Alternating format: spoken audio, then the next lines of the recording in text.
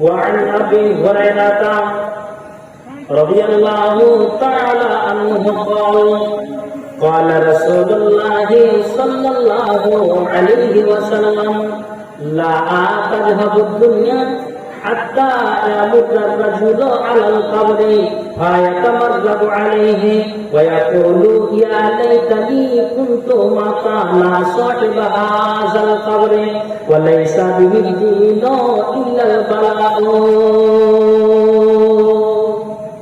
আবু হুরায়রা থেকে হাদিসটি বর্ণিত, নবী বলছেন লা তাযহাবুদ দুনিয়া, তার আগে নবী বলছেন ওয়াল্লাযী নাফসি বিয়াদিহি, সে মহান সত্তার কসম যার হাতে আমার আত্মা রয়েছে, যার হাতে আমার প্রাণ রয়েছে, যার হাতে আমার জান রয়েছে, তার কসম খেয়ে বলছি দুনিয়া অতদিন পর্যন্ত ধ্বংস হবে না, দুনিয়া অতদিন পর্যন্ত ধ্বংস হবে না, দুনিয়া অতদিন পর্যন্ত হালাক হবে না, দুনিয়া অতদিন পর্যন্ত নিষ্ঠওয়ালাবোধ হবে না, দুনিয়া কতদিন পর্যন্ত ধ্বংস হবে না। আল্লাহ পাকের রাসূল বলছেন লা তাযহাবুদ দুনিয়া হাত্তা ইয়ামুররা রাজুল আলাল কবরে, একটা লোক কবর পাশ দিয়ে যাওয়ার সময় কবরটা যখন অতিক্রম করবে তখন ওই উক্ত কবরের পাশে গিয়ে লোকটা যেন গড়াগড়ি দিতে থাকবে, গড়াগড়ি দিতে থাকবে। আপনি কি বুঝতে পারলেন? এই লোকটা এখানে দাদা ঘুমিয়ে আছে, এখানে বাবা ঘুমিয়ে আছে, এখানে আব্বা ঘুমিয়ে আছে, কানে নানা ঘুমিয়ে আছে বলে রাত্রি 12টার সময় আর একাই দাঁড়িয়ে থাকতে পারলো না। লোকটা গিয়ে বিবিকে জড়িয়ে ধরে, মাকে জড়িয়ে ধরে, নিজের ছেলে সন্তানকে জড়িয়ে ধরে, আমি সেই জায়গাতে থাকতে পারলাম না। কিন্তু নবী বলছেন এমন একটা দিন আসবে, এমন একটা সময় আসবে যে যখন মানুষেরা ওই কবরের পাশ দিয়ে যাবে তখন ওই কবরটাকে বুক পাড়া দিয়ে জড়িয়ে ধরবে আর বলবে আল্লাহ আল্লাহ আল্লাহ আল্লাহ। এই কবরটাতে আজ থেকে নিয়ে 80 বছর আগে, এই কবরটাতে আজ থেকে নিয়ে 90 বছর আগে, এই কবরটাতে আজ থেকে নিয়ে 50 বছর আগে আমার দাদু মারা গিয়েছে আল্লাহ, আজ থেকে নিয়ে 80 বছর আগে আমার বড় বাপ মারা গিয়েছে আল্লাহ। তবে আল্লাহ এই কবরে যে আমার বড় বাপ ঘুমিয়ে আছে, এই কবরে আমার দাদু ঘুমিয়ে আছে, এই কবরে আমার নানা ঘুমিয়ে আছে, এই কবরের অধিবাসী যদি আমরা হতাম তাহলে আল্লাহ এই কবরের অধিবাসী যদি আমি হতাম তাহলে আমি এটা খুব ভাগ্য মনে করতাম, এটা আমার মনে খুব ভালো হতো। এবার আপনি বলবেন যে লোকটা কত আল্লাহওয়ালা, লোকটা কত দিনদার, লোকটা কত পরেশগার, লোকটা কত মুমিন, যে একটা লোক কবরের পাশ দিয়ে যাওয়ার সময় ওই কবরটাকে জড়িয়ে ধরে আর কাজ আর বলে যে আল্লাহ রে এই কবরে যদি 50 বছর আগে আমার মৃত্যু হতো, এই কবরের অধিবাসী যদি আমরা হতাম, আমি হতাম, তাহলে সব জায়গা আমার মনে ভালো হতো। এবার আপনি বলবেন কত মুমিন মুসলমান দুনিয়াতে বাঁচতে চায় না, কবরের পাশে গিয়ে কবরকে জড়িয়ে ধরে গড়াগড়ি দিতে থাকে। আপনি বলবেন কত মুমিন কবরের পাশে গিয়ে, একটু আগে তো শুনলেন যে কবরের ভয়ে সে লোকটা পালিয়ে যাচ্ছে, আর এখন কি শুনছেন যে এমন একটা দিন আসবে সময় যে কবরটাকে জড়িয়ে ধরে কাঁদছে। কারণ কি? কারণ কি? কারণ শুনেন, দুনিয়ার মানুষ وعن ميمونة رضي الله تعالى عنها قالت قال رسول الله صلى الله عليه وسلم, মাইমুনা থেকে হাদিসটি বর্ণিত, রাসূলুল্লাহ সাল্লাল্লাহু আলাইহি সাল্লাম বলেছেন যাতা ইয়াউমিন কাইফা আনতুম, নবী বলছেন অর্থাৎ তোমাদের অবস্থা সেদিন কি হবে, তোমাদের অবস্থা সেই দিন কি হবে, কোন দিন তোমাদের অবস্থা হবে। আল্লাহ রাব্বুল আলামিন বলছেন যাতা ইয়াউমিন কাইফা আনতুম, নবী বলছেন ইযা মারাজা দিন, যখন পৃথিবী থেকে দ্বীনকে মুছে দেওয়া হবে, পৃথিবী থেকে দ্বীন যেন মিটে যাবে, পৃথিবী থেকে ইসলাম মিটে যাবে। আল্লাহ পাক রাসূল বলছেন যে শুনে রাখবে ইযা মারাজা দিন, যেন দ্বীন যেন মিটে যাবে, ওয়াসাকার দাম, রক্ত প্রবাহিত হবে। যেমন কুরবানির দিনে মুসলমানেরা খাসি আপনার যেন ঠিক যেন গরু খুব দুম্বা যেন জবাই করে, এটা ইব্রাহিম নবীর সুন্নাতকে পালন করতে যায়। তো তেমনি যেন তিনি যেন রাস্তায় রাস্তায় আপনি যেখানে সেখানে দেখতে পাবেন মুসলমানের গলিতে গলিতে রক্ত আর রক্ত, রক্ত আর রক্ত। আল্লাহ পাক রাসূল বলছেন এমন একটা দিন আসবে, এমন একটা সময় আসবে ওয়াসাফাকাদ দামও, রক্ত প্রবাহিত হবে, রক্ত প্রবাহিত হবে। আল্লাহ পাক রাসূল বলছেন তারপরে কি হবে জানো?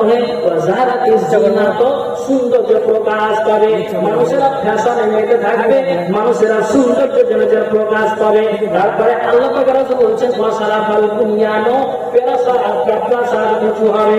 তারপরে নবী বলছেন ওয়াজারাতিল ওয়াজওয়াত, দুনিয়া ভোগের কামনা বেশি হবে।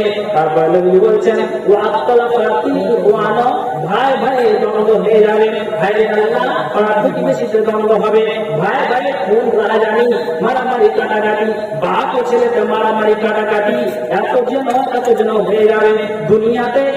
ইসলাম নামের নামটা যখন মুছে যাবে, ইসলামের কাজ যখন মুছে যাবে, তখন যেন মুসলমানেরা এরকমটাই করতে থাকবে। তারপর নবী বলছেন ওয়াহারাকাল বাইতাল আতিক, কাবা ঘর ধ্বংস হবে। নবী বলছেন এই বাক্যের অর্থ এটাও হতে পারে যে মানুষ যেন নিজের মানুষ যেন সাজসজ্জাপূর্ণ, আপনার যেন ঠিক যেন পুরাতন বাড়িগুলোকে ঘরগুলোকে ভেঙে ফেলে দিয়ে নতুন যেন বাড়িগুলো তৈরি করবে। আমি আপনাকে কোনটা বোঝাতে চাইছি যে এই লোকটা কবরে দিয়ে গড়াগড়ি করে কাঁদে আর বলে যদি আজ থেকে নিয়ে 90 বছর আগে, আজ থেকে নিয়ে 80 বছর আগে যদি আমার মৃত্যুটা হতো, তাহলে এই কবরের অধিবাসী যদি আমি হতে পেতাম তাহলে ভাগ্য মনে করতাম। তো ওরে আমার দাদারা, ওরে আমার আব্বারা, আমি আপনাকে কোনটা বোঝাতে চাইছি? লোকটা মুমিন মুসলমান বলছেন না না, দুনিয়াতে এমন হয়ে যাবে। আল্লাহ তাআলা রাসূল বলছেন সারা দুনিয়াতে যখন দাঙ্গা শুরু হয়ে যাবে, সারা মুসলমানের লড়াই শুরু হয়ে যাবে, ফিতনা ফাসাদ যখন বেশি হয়ে যাবে, তখন যেন এই দুনিয়ার মুসিবত থেকে বাঁচার জন্য ওই লোকগুলো যেন যারা বেঁচে থাকবে কবরের পাশে গিয়ে গড়াগড়ি দিতে থাকবে, কাঁদবে আর বলবে আল্লাহ যদি 80 বছর আগে, 50 বছর আগে যদি মৃত্যু হতো তাহলে দুনিয়া আর মুসিবত হতে বেঁচে যেতাম। ভাইজান আপনাকে এটাই বোঝাচ্ছি। তাহলে কি বুঝতে পারলেন যে এমন একটা দিন, এমন একটা সময় আসবে মানুষেরা কবরস্থান যেটা অতিক্রম করার সময় উক্ত কবরের উপরে গড়াগড়ি দিতে থাকবে। কবরস্থানের উন্নতি বলবে জালসা। দুনিয়ার মানুষ তো এই দুনিয়ার মুসিবত থেকে বাঁচার জন্য আল্লাহ রাব্বুল আলামিনের নবী খুব খেয়াল করে শুনবেন।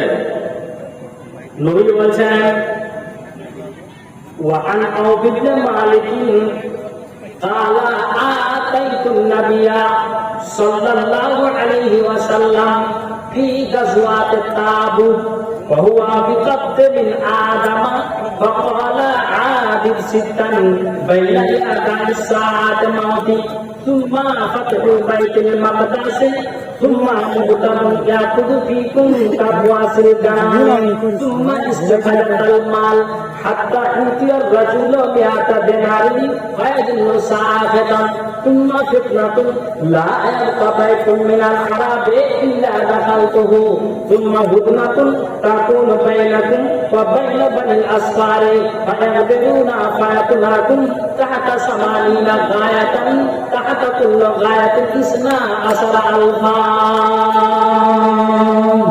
দুনিয়ার মানুষ আওয়ামের মালিক বলেন তাবুকের যুদ্ধের সময় আমি রাসূলের খিদমতে আসলাম। ওই সময় তিনি একটি চামড়ার তাঁবুতে অবস্থান করছিলেন। তখন যেন রাসূল বলছেন ইয়া আবু মালিক তুমি শুনে রাখো, তুমি কিয়ামতের পূর্বে 6টি নিদর্শনকে তুমি গুনে রাখো। আবু মালিক কিয়ামতের পূর্বে তুমি 6টি নিদর্শনকে তুমি গুনে রাখো। নবী আমার যেন আবু মালিককে এই কথাটাই বলছেন, আবু মালিক রে তুমি আমার দিকে লক্ষ্য করো, আমি যেটা তোমাকে বলতে চাইছি। আল্লাহ পাক রাসূল ওই সময় চামড়ার তাঁবুতে অবস্থান করছেন। আর তখন যেন আল্লাহ পাক রাসূল যেন আবু মালিককে বলছেন একটা দুইটা করে করে তুমি যেন 6টা নিদর্শনকে তুমি যেন গুনে রাখবে। তখন যেন প্রথম নাম্বারে আল্লাহ পাক রাসূল রাসূল বলছেন আমার মরণ, আমি মরে যাব, আমি যখন দুনিয়া থেকে চলে যাব তো মরে যাওয়া এটা কিয়ামতের লক্ষণ। এটা আউফিন মালিককে আল্লাহ পাক রাসূল যেন বলছেন। তারপরে নবী আবার বলছেন বাইতুল মুকাদ্দাস বিজয়, এটা জেনে রাখো যখন বাইতুল মুকাদ্দাস বিজয় হয়ে যাবে এটা হলো কিয়ামতের লক্ষণ। তারপরে আল্লাহ পাক রাসূল বলছেন শুনে রাখো ব্যাপক মহামারী যা তোমাদেরকে ছাগলের আক্রমণ করবে, আর ওই যখন ওই ব্যাপক মহামারীতে বহু সংখ্যক লোক মারা যাবে তো জেনে রাখো যারা আমাদের ইতিপূর্বে চলে গিয়েছে করোনা ভাইরাস সারা বিশ্বে আপনার দেশ বন্ধ, আপনার জন্য প্লেন বন্ধ, আপনার গাড়ি ঘোড়া বন্ধ, মানুষের বন্ধ, আপনার জন্য সব বন্ধ হয়ে গিয়েছিল। এই যে করোনা ভাইরাসটা যেন কত হলো, তেমনি যেন নবীজি বলছেন যে ব্যাপক মহামারী তোমাদেরকে ছাগলের মরকন্যায় আক্রমণ করবে। আর এটা জেনে রাখো যখন এইভাবে ছাগলের মরকন্যায় আক্রমণ করবে রোগে মানুষ আক্রান্ত হবে, আর ওই রোগে মানুষ যেন বহু সংখ্যক মারা যাবে। আল্লাহ পাক রাসূল বলছেন মারা যাওয়াটা কিয়ামতের লক্ষণ। আল্লাহ পাক রাসূল বলছেন এইভাবে তিনি একটা দুইটা করে করে 6টা তিনি যেন দিচ্ছেন এবং ঘুরাচ্ছেন। আপনার মালিক তুমি মাথায় রাখো, এটা তোমাকে বলছি। জি সে যাবে আমরা আমাদেরকে সেটা বলতে হবে।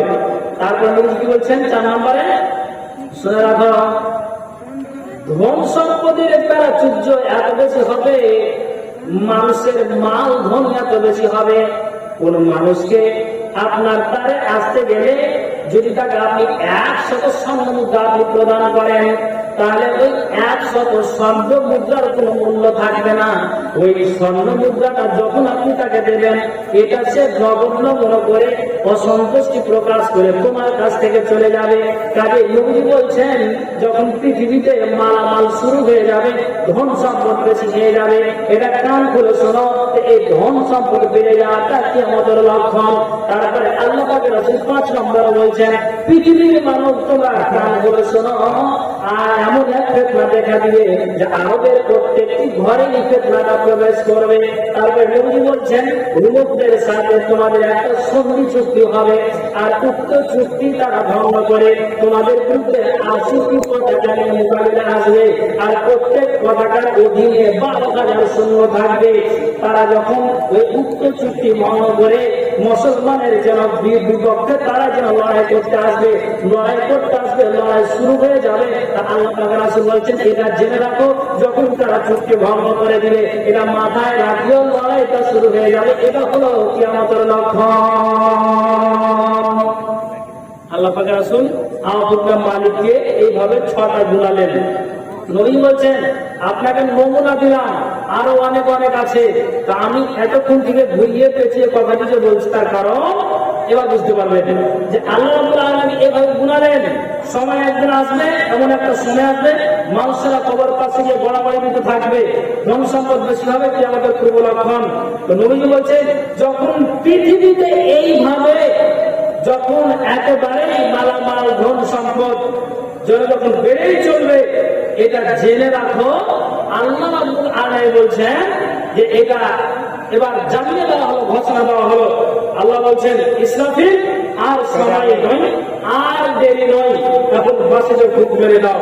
কেননা আল্লাহ দেখে যখন সমস্তটাই যখন ক্লিয়ার হয়ে যাবে, যখন শেষ হয়ে যাবে, আল্লাহ রাব্বুল আলামিন এবার ঘোষণা দেবেন ইসরাফিল এবার তুমি তোমার বাসিতে ফুক মারো। জি না, কেন আল্লাহ বলেছেন أعوذ بالله من الشيطان الرجيم يوم ينفخ في الصور ففزع من في السماوات ومن في الأرض إلا من شاء الله وكل آتوه داخرين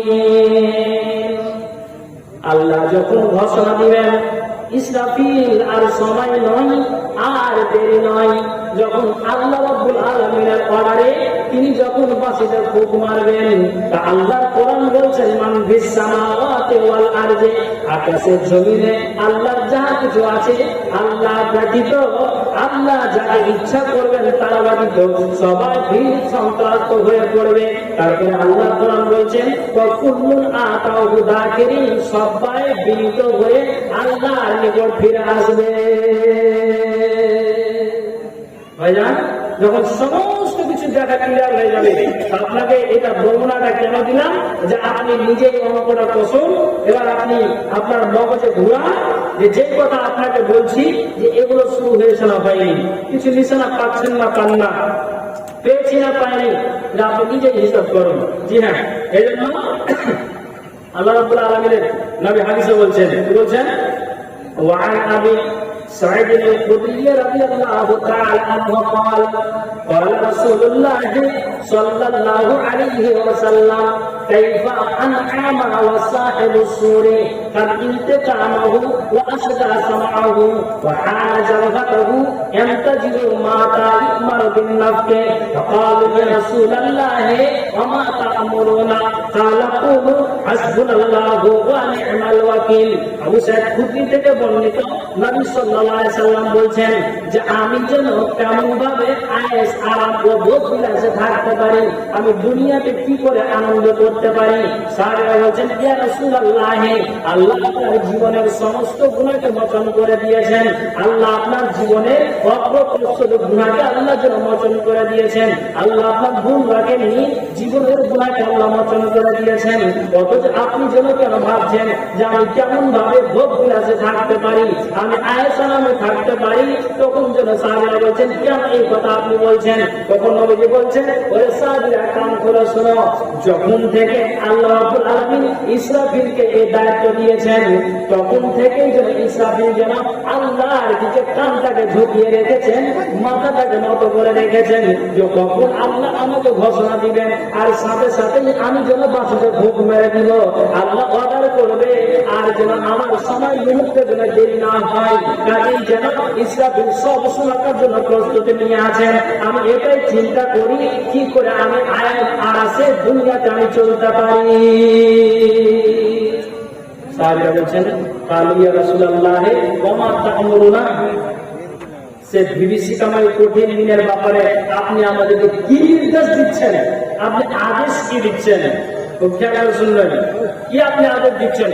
নবী বলছেন সাহাবীরা শোনো, যখন এই প্রশ্নটা করলে তোমরা কান খুলে শোনো। আল্লাহ রাব্বুল আলামিন বলছেন সাহাবীরা যখন বললেন কি আপনি আদেশ দিচ্ছেন, কি আপনি আমাদের ঘোষণা দিচ্ছেন, তখন নবী বলছেন তাআলা কুলো, তোমরা বলো সবাই হাসবুনাল্লাহু ওয়া নি'মাল ওয়াকিল, হাসবুনাল্লাহু ওয়া নি'মাল ওয়াকিল, তোমরা বলো হাসবুনাল্লাহু ওয়া নি'মাল ওয়াকিল, আল্লাহ আমাদের জন্য যথেষ্ট এবং তিনি উত্তম কার্যনির্বাহক। আমরা আল্লাহর প্রতি ভরসা রাখি, আল্লাহর প্রতি আমরা ভরসা করি। নবীজি বলছেন শুনে রাখো, যখন তোমরা এই প্রশ্নটা করলে তোমরা এইভাবেই বলতে থাকবে হাসবুনাল্লাহু ওয়া নি'মাল ওয়াকিল, আল্লাহ আমাদের জন্য যথেষ্ট। জি, নবীজিকে যখন এইভাবে সাহাবীরা বললেন, আল্লাহ তাআলা রাসূলটা পাল্টা জবাব এটাই দিলেন যে তোমরা বলবে হাসবুনাল্লাহু ওয়া নি'মাল ওয়াকিল। দুনিয়ার মানুষ, আমি আপনাকে একটু বোঝাতে চাইছি যে এই আমরা যে ধরার মাটিতে বেঁচে আছি, আমাদের আস্তে আস্তে ঈমান চলে যাচ্ছে, ওতে মজবুত করে সজাগ সাবধান হয়ে আমাদেরকে আখিরাত পাইতে হবে, কবরে গমন করতে হবে। আর যদি আমরা সেই জন্য যদি ঈমানটাকে খোলা নিয়ে আল্লাহর দরবারে উপস্থিত হই, এটা আপনি জেনে রাখেন, সেদিনই কোন রকমের আমাদের আর রেহাই থাকবে না। কেন মানে হলো যে আল্লাহ রাব্বুল আলামিনের নবী তিনি এক এক করে হাদিসে উল্লেখ করে দিয়েছেন, আল্লাহ রাব্বুল আলামিন কোরআনে তিনি উল্লেখ করে দিয়েছেন। শুনে রাখো, খবরদার, আল্লাহ বলছেন এগুলো জানিয়ে দিচ্ছি, খবরদার তোমরা বিভ্রান্তিতে পড়বে না। এই জন্য আল্লাহ রাব্বুল আলামিন কোরআনে বলেছেন কি, আউযু বিল্লাহি মিনাশ শাইতানির রাজীম, ইন্নাল্লাযীনা ইউদিল্লুনা আন সাবিলিল্লাহি লাহুম আযাবুন শাদীদুন বিমা নাসু ইয়াওমাল হিসাব। নিশ্চয়ই যারা আল্লাহর পথ থেকে লাঞ্ছিত হয়, আল্লাহর কোরআন বলছে তাদের জন্য রয়েছে কঠোর শাস্তি। এই কারণে যে তারা যেন হিসাব নিকাশ ও পরিমাপের কঠিন দিনকে তারা বলেছিল। কাজে এটা আপনি জেনে রাখেন তো, আমি যদি নিহতের পূর্বে বেঁচে থাকাকালীন যদি আমি আমার ভবিষ্যৎ জীবনটাকে উজ্জ্বল করার জন্য আমি আল্লাহকে ডাকি, তাহলে আমাকে বেঁচে থাকার আগে নিহতের পূর্বে আমাদের জোগাড় করে নিতে হবে। নচেত এটা আপনি জেনে রাখুন, বয়স আপনার ভাগে চলে যাবে, কবরে চলে যাবেন, হাসরে চলে যাবেন। সেদিন আপনি যতটা মতো মিনতি করেন, কোন রকমের রিহাই আপনার থাকবে না। দুনিয়ার মানুষ আল্লাহ রাব্বুল আলামিনের নবী এই জন্য এক এক করে তিনি হাদিসে জানিয়ে দিয়েছেন। এখন আপনাকে যে কথা বলছি যে আল্লাহ সমস্ত কিছু দেখানোর পরে যখন ইসরাফিল বাঁশিতে ফুঁক মারবে কয়টা? একটা দুইটা করে দুইটা ফুঁক মারবে।